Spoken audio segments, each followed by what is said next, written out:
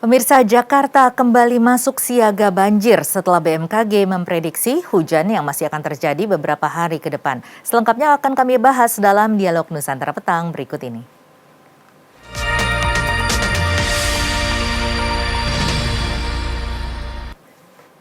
Sudah bersama kita ada Pak Muhammad Fadli, Subkoordinator Prediksi Cuaca dari BMKG. Selamat sore Pak Fadli.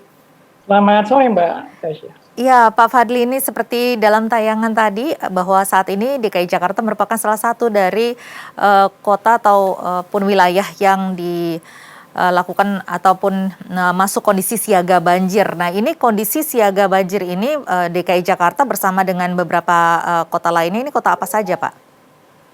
Ya, memang di tanggal 12, 13 dan 14 kemarin kami memprediksikan ya, bahwa beberapa tempat di wilayah Indonesia ada potensi siaga banjir ya, termasuk DKI Jakarta, di daerah Banten, di Jawa Tengah, dan beberapa tempat juga di daerah Sumatera dan di daerah Kalimantan. Ini penetapan siaga ini berdasarkan apa, Pak Fadli?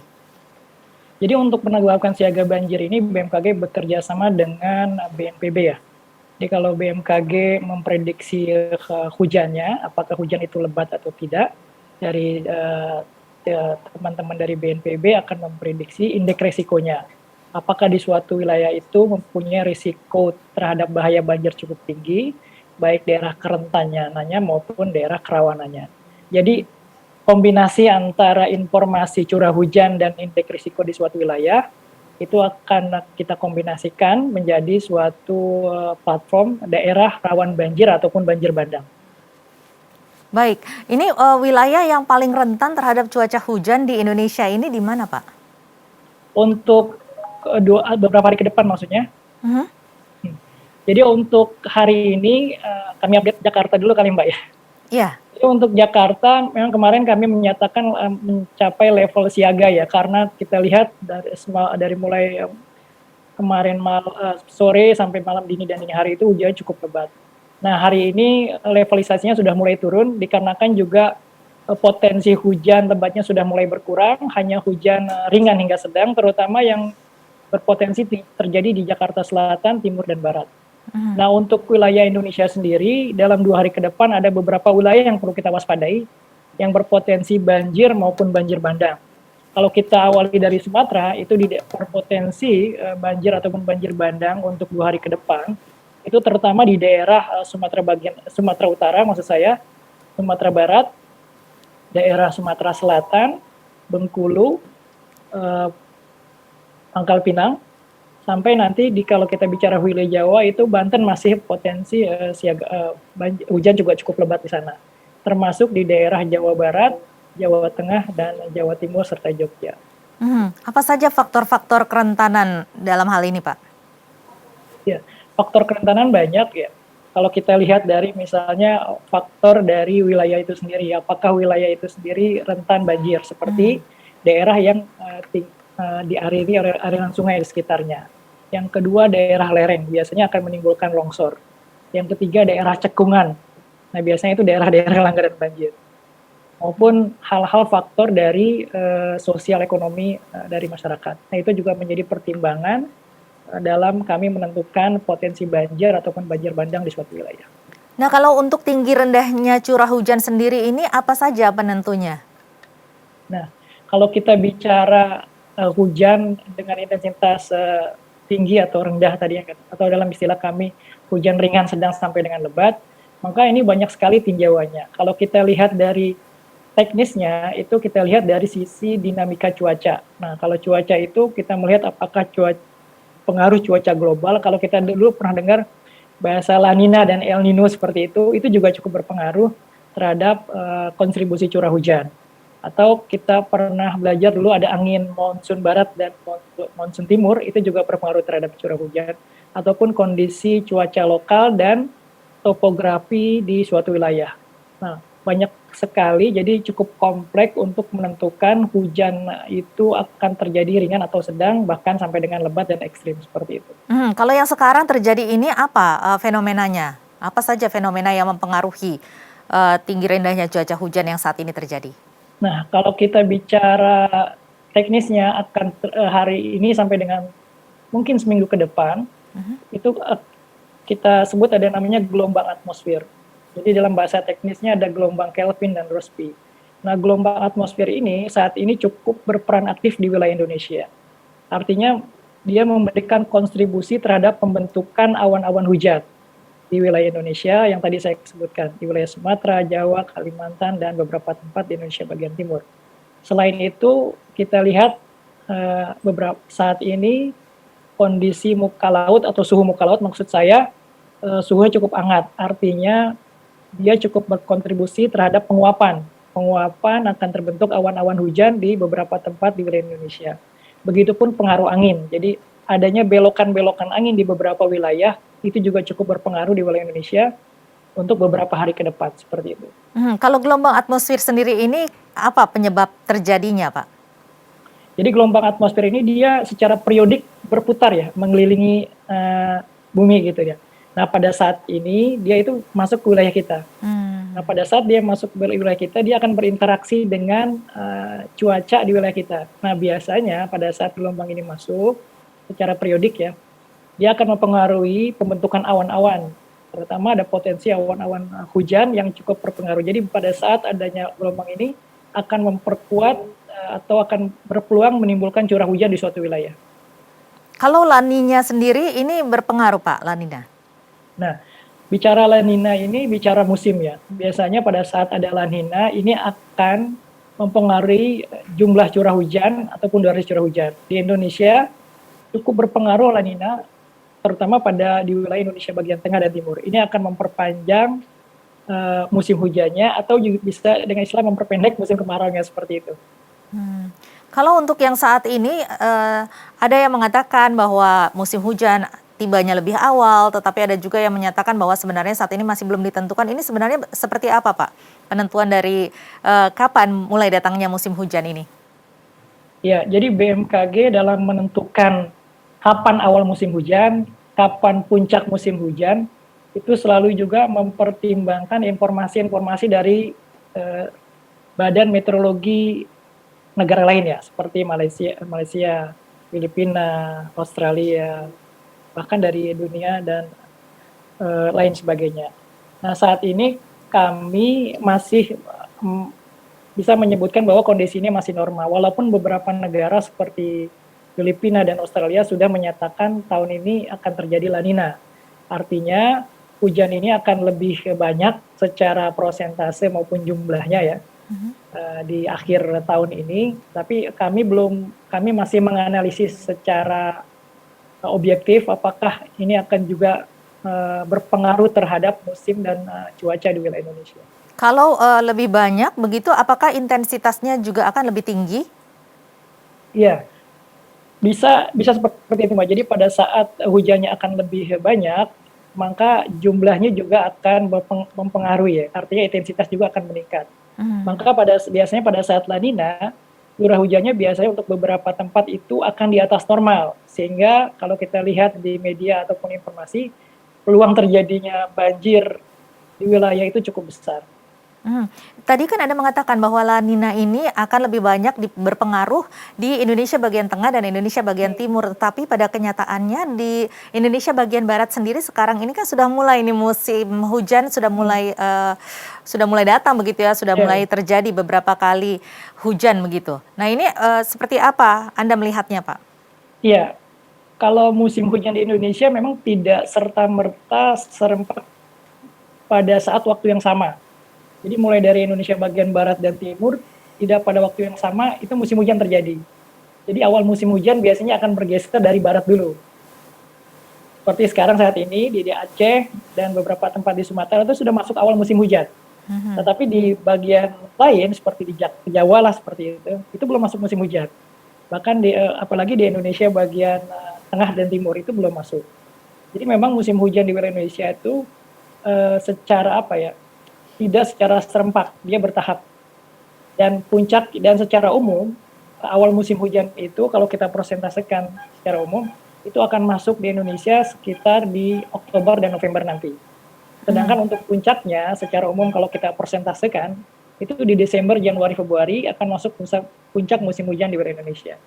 Jadi Nah, seperti itu. artinya sebenarnya kita masih bisa memprediksi begitu ya, apakah akan terjadi banjir di suatu wilayah begitu kan dengan tingginya intensitas ataupun banyaknya curah hujan yang terjadi. Nah, kalau untuk BMKG sendiri prediksi-prediksi yang terjadi itu atau yang dilakukan itu ada waktunya secara berkala atau seperti apa, Pak? Jadi di BMKG itu ada namanya peringatan dini secara berkala. Mhm. Berkala maksudnya peringatan dini banjir dan banjir bandang yang baik. Jadi ada yang sifatnya 1 sampai dengan 3 harian, daerah-daerah mana yang berpotensi banjir bandang atau banjir gitu kan. Dalam levelisasi waspada, siaga hingga awas, kami berikan setiap hari secara reguler ke instansi maupun stakeholder yang membutuhkan ataupun bisa diakses melalui web kami. Ataupun banjir secara periodik secara bulanan. Jadi kita bisa memprediksi kira-kira di bulan depan itu ada potensi banjir di wilayah mana berdasarkan estimasi peluang terjadinya hujan di suatu wilayah. Jadi ada yang sifatnya harian, mingguan, sampai nanti bulanan.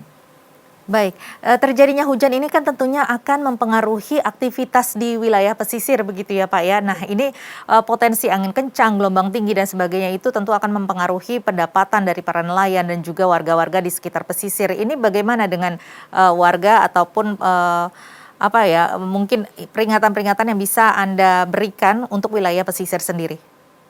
Nah, sama dengan cuaca di darat ya, di laut juga kami memberikan informasi perakiraan cuaca gelombang yang sifatnya harian sampai dengan mingguan. Gitu kan. Nah, saat ini kami mendeliver informasi ini melalui media sosial maupun web ataupun melalui media-media yang kita taruh atau pasang di tempat-tempat untuk nelayan ya.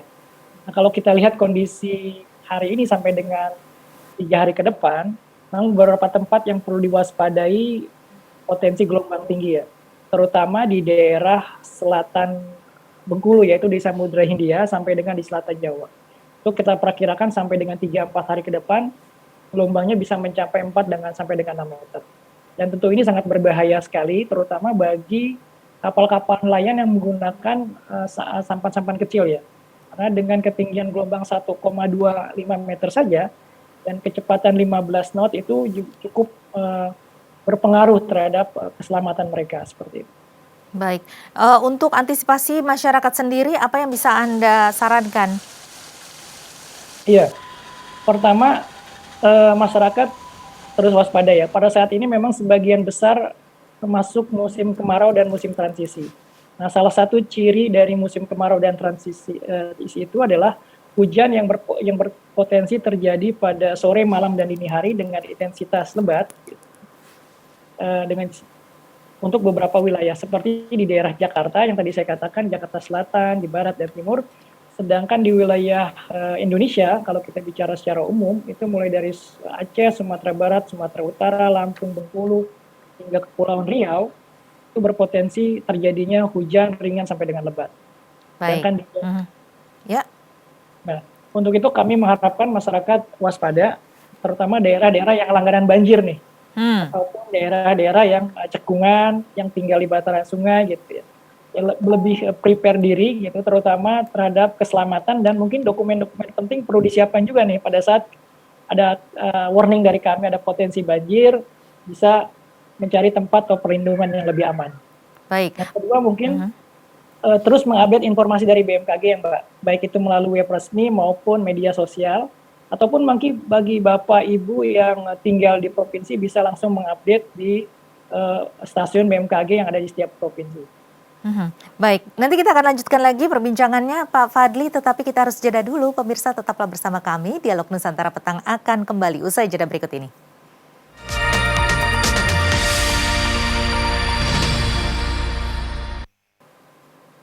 Anda kembali lagi di Dialog Nusantara Petang, kita bersama dengan Pak Fadli dari BMKG. Pak Fadli, Anda mengatakan tadi bahwa saat ini sebenarnya tadi sudah dijelaskan ya beberapa faktor-faktor yang menyebabkan terjadinya perubahan cuaca pada saat ini dan juga BMKG sebenarnya memberikan peringatan untuk adanya cuaca ekstrim begitu ya untuk seminggu ke depan. Nah ini disebabkan oleh apa saja faktor-faktornya Pak?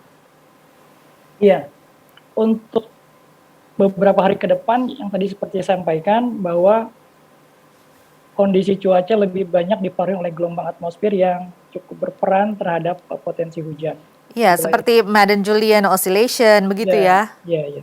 Rossby ekuatorial dan gelombang Kevin ini sebenarnya kita semua masih awam nih Pak dengan Ya. istilah-istilah ini. Nah ini apa saja ini? Mungkin bisa dijelaskan Pak. Ya, sebenarnya gelombang ini secara periodik ya, dia itu kan mengelilingi bumi dan pada saat tertentu, pada periode tertentu dia akan masuk wilayah Indonesia. Nah, pada saat dia masuk wilayah Indonesia, dia cukup memberikan peran kontribusi aktif lah seperti itu untuk kondisi curah hujan di wilayah Indonesia. Nah, gelombang atmosfer ini dia ini berada di lapisan troposfer, tapi dia bergerak dari barat ke timur seperti itu Mbak, dan pada saat dia bergerak melalui wilayah Indonesia, dia akan berinteraksi dengan lapisan di bawahnya, di lapisan di bawah. Nah, pada Ini saat di, dia, apa? Iya, pergerakannya ini sebenarnya bisa diprediksi atau tidak Pak?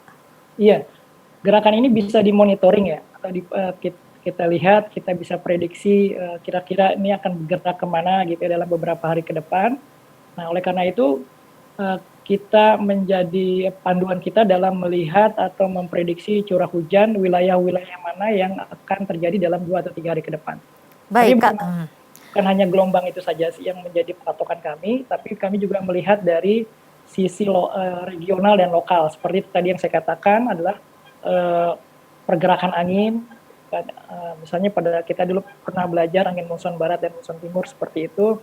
Lalu gimana kondisi atmosfer laut yang tadi saya katakan berpeluang terhadap terjadinya konvektif, dan yang tak kalah penting kondisi lokal di wilayah itu sendiri, karena kita tahu kondisi lokal ini cukup berperan aktif di wilayah Indonesia.